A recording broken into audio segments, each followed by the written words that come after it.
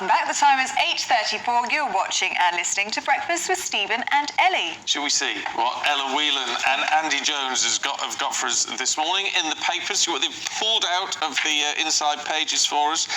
In fact, Ella, I say that you're starting with the front page of the Telegraph. It's on the front page, but I'm moving to page 4, which goes into detail about this leaked. In fact, Andy mentioned it a bit earlier in the morning.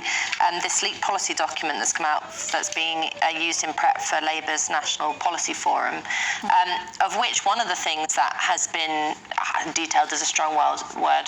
One of the ideas that have come up is that the Labour Party might make flexible working the default. So working from home and having flexible working hours, having flexi-time, compressed hours, staggered hours, companies being able to say, well, you could leave between these hours in the day to do the school run and come back, or all the rest of it. Oh, that'll be nice. We'll start at 8 o'clock tomorrow. Yeah, would become the default.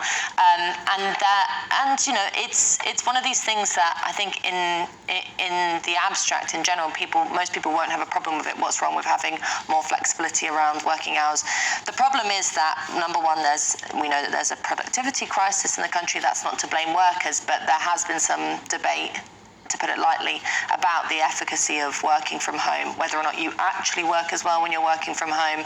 But also, on the flip side of it, for those of us who have kids, working from home can also be a bit of a nightmare because you've always got the stack of washing up or someone coming in and asking you to distract you from doing your job. Lots of people like the sociability of work. They like the fact that work takes them outside of the home into, the public realm where you are your own independent person and you're not just mum or dad. I was watching the debate that you had about stay-at-home mums and tax breaks and what to do about all that kind of stuff in the earlier hour, which was really fascinating. And I think that, it's quite glaring that the Labour Party hasn't said a huge amount about childcare, which is, I think, the thing that most people think when they think about flexible working hours. It's usually because families have to organise around children. And so rather than doing it this way, surely a better way to give people more freedom would be to talk about funding childcare. But as Andy said in the last hour, it's a little light on detail, and just simply saying that we want to do something around flexible working sounds all right, but we'll have to wait and see what that actually amounts to. Yeah, what it actually means. Okay, let's have a little look at the story that we just touched upon in the sports section, Andy, which was Stephen got a bit distracted by it. It's the Pope. Chuck it over here. This is the Pope. The Pope, and his message. He says, "Thou shalt have more rumpy-pumpy." This is on the Daily Star. I don't think that's a direct quote, the Daily Star. No, he didn't say, "Thou shalt have more rumpy-pumpy." Essentially, the Pope said that actually we need to be having more sex to boost the population crisis. Well, only if you're in Italy. Yeah, only if you're in Italy. You haven't got to fly to Italy in order to make a baby. That's not what he's saying. But generally speaking, the population has rather dwindled a little bit, and the human beings are the greatest pyramid scheme ever, in the sense that you have to have young people to look after the older people, and it goes round and round and round. But he says, what I find quite interesting was just a few years ago, the Pope Francis in 2015 said, and this is a quote, he said that you don't have to be breeding like rabbits. So it's a bit of an about-face from previous policies. He says, well, he's not an expert on the issue. No. That's so blasphemous, Steve. It's blasphemous. But it's not. It doesn't. The Catholic in me is going, oh, God. He does say that keeping pets is selfish, and we need to be keeping less pets and having more babies. Why are pets a bad thing? Well, he got annoyed, didn't he, because people wanted, when people refer to their pets as children, and someone wanted their dog blessed. He got annoyed about that. I think there's quite things to be worried about, really, if you're a Pope. But what I don't understand with population, I know in Western countries, right, you do need people to be born to support the structure and all the rest of it. But on a global level, our population is rising. I mean, we're on in excess of 7 billion now. It's jumped up by 1 billion in the last 15 years. I think I always get a bit itchy when we talk about having babies in these instrumental terms, as if anyone decides to have a child for the good of the planet or for the good of the social care system. That's just not what happens. Because the Pope says. Or indeed because the Pope says. But there's, the one... Come on, Mary. The one way in which I will agree with the Pope... The Pope said this. ...is that what I find really galling, I don't know if you've ever seen it, I live in Hackney, diagonally, so it's particularly terrible. It's where I'll be walking down with the buggy and I'll see someone coming towards me with a buggy, and then I realise it's not a buggy, it's a dog in a buggy. And there is a trend, particularly among my generation, it seems, for people to treat their pets as if they are literal children, having them in seats next to them on the cafe and things like that. And I've turned into a real Karen about it because I just can't stand it. Yeah. But people are only going to have babies when they have things that they have enabled to have them babies. So, for instance, comfortable housing, affordable housing, comfortable financial security, and a future that they can invest in and believe in. And I feel like those things have been shaken to the core in successive governments. Yeah. Fair point. I'm intrigued by this in the Times, Ella. It's concerns over obesity fears, which is a fair point, but I'm just more interested in what on earth is a Kit Kat cereal bar, because it sounds delicious. Yes, well, Kit Kat, Nestle have released Kit Kat cereal, so... Oh, it's an actual cereal? It is an actual... It looks like it is an actual cereal that you pour milk on in the morning, so like the style of... it's not just another type of bar, it's something like Cocoa Pops or things like that. It has 420 calories in it, serving, which... and servings are tiny, though. Yeah, but I mean, if I was thinking about Kit Kat cereal, I'd think it would have been worse than that. But that's deep, isn't it? But the fuss over it is that the British Heart Foundation and other charities and other lobby groups are saying that the government needs to step in to prevent this kind of food from being manufactured in essence, which is kind of, it's crazy because most people, I think, are sensible enough to understand that eating Kit Kat cereal every day is going to have some effect on your waistline, and they'll find out soon enough if they do it. Well, but it's an adult choice to do that. Away from the fun of it all, because it does sound delicious, but, it is effectively having chocolate bars for breakfast. Yeah.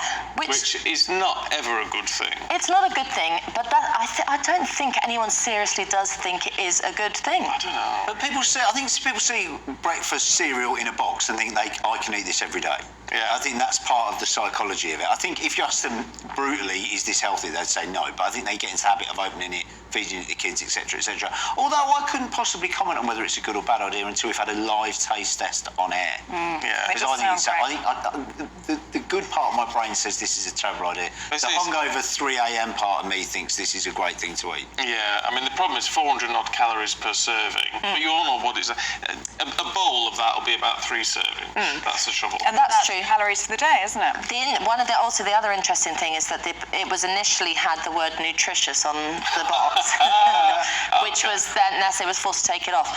But there is a kind of interesting debate to be had about what is nutrition, because we think of nutritious as healthy. That's what when we say the word nutritious, you think it's good for you, healthy. It's not actually what it means. Something like this could fuel you, it could give you energy. Yeah. It is food. It's not food that you should be having every single day. Yeah. But I think we need to get away from this sort of myopic view of, the idea that anything that's a bit bad for you, sugar or tasty or whatever, is evil. I think we're kind of demonising. Absolutely. But you've got to be all the labelling is crazy, isn't it? Anything that says it's low sugar is normally high fat, and everything that says it's low fat is often high sugar or very high carb. Or things that people are buying, because people are buying things in a hurry, aren't they? Yeah. And so they buy things that say organic and vegan on it, thinking it's really healthy, and actually it may not be. Not. No. Also, you see this thing with chocolate bars now with added protein. People think this is somehow good for a sporting gym-fueled regime, when actually it's a Mars bar. It's still a Mars bar, yeah. Yeah. I do actually think, Ella, I know with this cereal it is quite obvious you're eating chocolate for breakfast, but I do think just generally nutrition is quite difficult for people, especially when you look at marketing, like you say, and confusing labels. I think sometimes you can think you're being healthy or try to be, and you're not. Yeah, but I think also there's that it is complicated. I mean, I remember when I was trying to lose weight when I was a teenager, finding out things that you don't think are necessarily that bad for you, like what kind of oil you cook with can make a really big difference and things like that. But I also remember when my mother was going through some medical treatment, she got access to a nutritionist, and we went together, and she wanted the nutritionist to really tell me off because I was having a fry for breakfast every morning. Me and my dad would have a fry before I went to school, and I loved it. And she said to the nutritionist, it's disgusting, she'd have a bacon sandwich every morning, tell her off. And the nutritionist said, well, actually, it's it's a pretty balanced meal. You've got your egg, your bacon, and your toast. It's all right for a grown kid. And I was absolutely vindicated. My poor mother was furious. I'll tell you what, we need to take some personal, I hate to say it, but personal responsibility and start reading and understanding ingredients and the nutrition labels. I have to do it because I'm a type 1. And so I have to understand what sugars and carbohydrates and everything else. So you get across it, and that's when you suddenly go around and say, well, that's Nonsense. almost a lie Yeah. to say it's healthy when it's just healthy in one. It's like peanuts. You're absolutely right as well. We've also just had the lockdown, which prevented anybody going outside and doing anything, and now we've got work from home, as we've said in the Labour manifesto, soon to be saying work from home is going to be a legal right, broadly speaking. So people are going to be going from bedroom to desk to kitchen, eat their Kit Kat cereal, back to their desk, back to their desk, back to their bed, and we're going to be very, very large. Yeah. Do you think it should be taught in schools? Do you think we should teach nutrition in schools, or is it something that should be taught at home?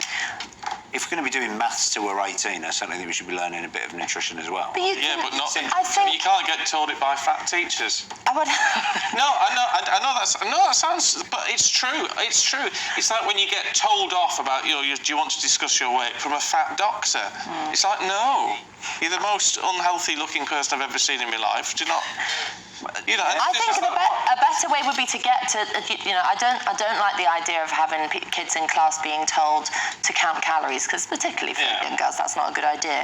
But what you can do is, I remember food tech at my school was, you make a pizza, you make some bread, but you could do it, you could have something like celebrating the fun of food, of learning how to have a good relationship with food, which means like learning how to make exciting things, how to make nice things, do it in a positive way. I get a bit worried that all the kind of the panic about obesity, which I think on the one hand is denying personal responsibility, other hand it is obviously an issue, often just kind of makes us have this sort of very moralistic relationship with food, when in actual fact most of the time I think people don't worry so much about what they're eating. They just have what they fancy, or they have what they like, or what they know. The best thing you can do is learn to cook. Cook from scratch. But learn to bake. I mean, I've always, since I was a kid, I've always enjoyed baking. And the thing is, I made a cake just before Christmas or whatever. And the problem is, you make a cake, you realise how much sugar is actually in it, and it's terrifying, actually. So you can make a cake, you can enjoy a cake, but you sort of think, I can't be doing this every week because I'll be the size of a house. So just can't do it. Yeah. Andy, let's have a look at a story in the Mail about tourist tax.